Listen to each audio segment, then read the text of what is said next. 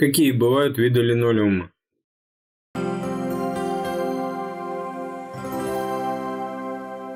Выбор напольного покрытия сегодня не проблема. Торговые организации предлагают широкий выбор материалов, которые сделают пол теплым, прочным, удобным. Однако, как показывает практика, большинство останавливается на линолеуме, позволяющему сделать квартиру уютной и красивой, не нанося серьезного ущерба семейному бюджету. Основные характеристики линолеума. Когда необходимо выбрать покрытие для пола, в расчет берутся все свойства, помогающие выбрать именно то, которое будет отвечать сбалансированным требованиям цены и качества, сочетать разнообразие расцветок и рисунков, удобство укладки. Линолеум отличается техническими характеристиками, зависящими от связующего элемента, структуры основы, состава. Важным показателем качества является уровень износостойкости и стирания. Он положен в основу различия покрытия в зависимости от целей его применения. Его делят на бытовой, полукоммерческий и коммерческий. Виды линолеума в зависимости от материала изготовления. Изделия представлены множеством вариантов, которые определяют их потребительские свойства. Виды материала. Натуральный. Состав: масло льна, смола сосны, древесная мука, порошок, известняк в порошке. Натуральные красители. Основа вырабатывается из обработанного джута. Достоинства: не теряет цвета от воздействия солнечных лучей, устойчив к агрессивным химическим соединениям. Экологически чистый, не содержит вредных для здоровья компонентов. Естественный антистатик. Недостатки: высокая стоимость, повышенная хрупкость. Поливинилхлоридный. Состав: полимер, поливинилхлорид. Достоинства: прочный, не подвержен гниению, малая теплопроводность, высокая степень износостойкости. Недостатки: долго сохраняет неприятный химический запах, травмоопасный, скользкий. Коллоксиновый, нитроцеллюлозный. Состав: нитрат хлопковой или древесной целлюлозы. Достоинства: эластичный, обладает отличной устойчивостью к влаге. Недостатки: низкая пожароустойчивость, очень тонкий. Глифталевый. Состав: алкидная смола. Достоинства: высокая теплопроводность, прекрасное звукоизоляционное качество.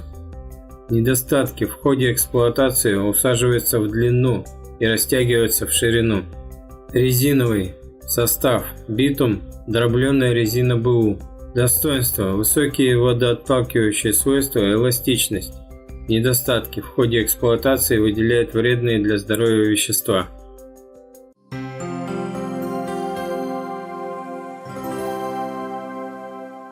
Разновидность ПВХ линолеума в зависимости от износостойкости и сферы применения.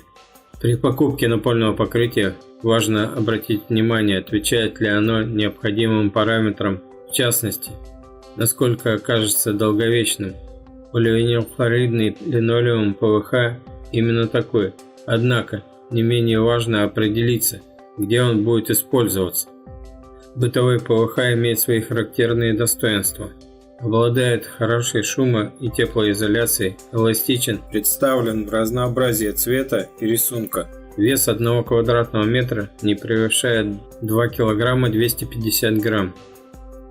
Производители учитывают наибольшие нагрузки в жилых помещениях, поэтому у этого типа линолеума самый низкий уровень износостойкости, что не является свидетельством плохого качества. Он будет прекрасно выглядеть в спальне, сохраняя целостность, свежесть красок и яркость рисунков в течение многих лет. Чуть меньше он прослужит в детской, где беспокойные малыши любят ползать по полу. Для кухни, столовой или прихожей нужно выбирать материал, ориентируясь на толщину защитного слоя. Что касается коммерческого линолеума, показатели его износостойкости высокие, что важно. В офисах с большой пропускной способностью посетителей в течение дня, на объектах социально-бытового назначения, в медицинских и образовательных учреждениях, спортивных, торгово-развлекательных центрах и других. При этом он продолжительное время сохраняет свой первоначальный вид, не выгорает, практически не подвержен деформации. Еще один тип покрытия, получивший название полукоммерческого, используется при оборудовании жилых помещений и офисов. Он прослужит в течение многих лет, не теряя своих лучших потребительских качеств. В домах и квартирах, где проживают большие семейства, особенно при оборудовании кухонь и прихожих, в офисах с незначительным количеством посетителей, на малых объектах различного назначения. Материал ПВХ разнообразен по цветовым решениям, отличается демократичной ценой и доступностью. Виды линолеума в зависимости от структуры. Линолеум используется в помещениях с различными условиями эксплуатации. Дал толчок к появлению материала, имеющего различную структуру. Принято выделять гомогенные и гетерогенные покрытия, а также имеющие основу и безосновные. Гомогенный формируется из гранул поливинилхлорида и красителей, которые образуют однородную смесь, где рисунок просматривается по всей толщине и сохраняется неизменно длительное время. Для гетерогенного материала характерно наличие нескольких слоев, которые включают стекловолокно, нетканные материалы, вспененный ПВХ. Это позволяет использовать его как универсальное покрытие. Джут и войлок используются для повышения комфорта и надежности. Однако в определенных условиях при негативных воздействиях возможно расслоение изделия. Что касается основы, то она не обязательно присутствует в изделии. Это не всегда является недостатком. Безосновный линолеум является достаточно тонким материалом, что обуславливает его небольшую стоимость, но у некоторых его видов высок показатель стирания. Поэтому при правильном обращении его можно эксплуатировать продолжительное время. В качестве основы обычно используется джут или войлок, а также вспененный материал. Считается, что чем он толще, тем прочнее линолеум. Совет справедливости ради стоит отметить, что далеко не каждый безосновный материал прочен и долговечен. В большинстве случаев он очень хрупкий, поэтому укладывать его нужно на максимально ровную поверхность. Линолеум с основой имеет подложку, хорошо сохраняющую тепло и повышенную износостойкость. Он прекрасно ложится на поверхность, чему способствует его эластичность.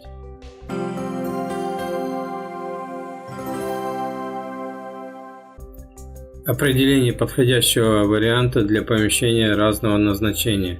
Чтобы определить наиболее удачный вариант напольного покрытия, можно воспользоваться рекомендациями, разработанными специалистами, которые маркировали линолеум. Исходя из параметра интенсивности нагрузки, типы помещения были пронумерованы следующим образом: 2 жилые, 3 офисные, 4 промышленные. Соответственно, интенсивность нагрузки на материал определена от низкой до очень высокой и обозначена цифрами от единицы до 4. Окончательная маркировка выполняется с помощью двух цифр, например 23, что означает, что материал предназначен для бытовых помещений с высокой степенью нагрузки. Размеры линолеума для пола. Несмотря на кажущуюся странность вопроса о размерах напольного покрытия, он является актуальным, так как материал имеет определенные особенности, которые нужно учитывать при монтаже. Имеется в виду предоставленный перечень размерного ряда линолеума, касающийся его цифры, которые колеблются от 1,5 до 5 метров. В магазинах можно найти материалы различного размера, но, как утверждают специалисты, наиболее востребованным является рулонный широкий 2-3 метра. Как правило, его стараются укладывать цельными кусками, размеры которых соответствуют параметрам помещения. При проведении измерений необходимо учитывать имеющиеся выступы и ниши, пространство под дверными проемами, другие особенности планировки. Если замеры и расчеты проведены правильно, то не придется докупать материал дополнительно, что позволяет сэкономить деньги и облегчить процесс работы. Класс линолеума для помещений. Специалисты разработали шкалу классов, применяя линолеум для помещений. В первому бытовому варианту относятся различные жилые помещения, где используется покрытие различных классов. Наиболее бюджетным является 21 класс линолеума, который рекомендуется использовать в спальнях, гостиных и некоторых служебных помещениях. 22 более плотный и долговечный, поэтому его целесообразно постелить на кухне или в детской. Самым прочным среди бытового линолеума является материал 23 класса. Для офисов рекомендуется напольное покрытие 31-34 классов. Этот вид отличается повышенной износостойкостью, разноцветием красок и многообразием рисунков, многослойностью структуры. Материал 31 класса применяется в служебных помещениях, небольших конференц-залах, которые не задействованы на постоянной основе, гостиницах, офисах без посетителей. 32 обладает более высокой износостойкостью и находит широкое применение в офисах, небольших магазинчиках и прочих. На социально-культурных объектах и в офисных центрах применяется 33 класс. Самым прочным и надежным является напольное покрытие 34 класса, которое может применяться в крупных супермаркетах и других общественно значимых объектах. Промышленный линолеум 41-43 классов имеет высокий уровень прочности и износостойкости, что является определяющим аргументом при расчете его стоимости. Он самый дорогой. Применение по классам напрямую зависит от профиля промышленного производства. Фактура и расцветка линолеума для пола. Торговые сети предлагают широкий выбор напольного покрытия различного качества, цвета и рисунков.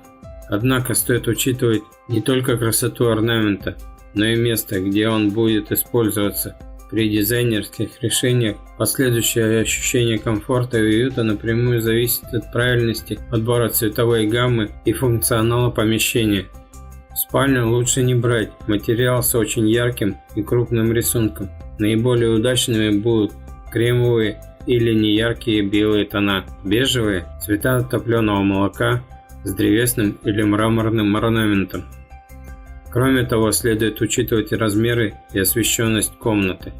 Внимание, если площадь спальни невелика или она выходит на теневую сторону, куда редко заглядывает солнце, стоит приобретать материал светлых тонов, который зрительно увеличит помещение и сделает его светлее.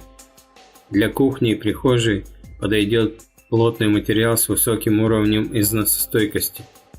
Что касается расцветки, она не должна утомлять своей яркостью и навязчивостью, что будет способствовать раннему утомлению хозяйки, которая значительную часть времени проводит в этом помещении. Он должен отличаться простотой ухода, не иметь неприятного запаха и не реагировать на агрессивные химические препараты, которые используются для уборки.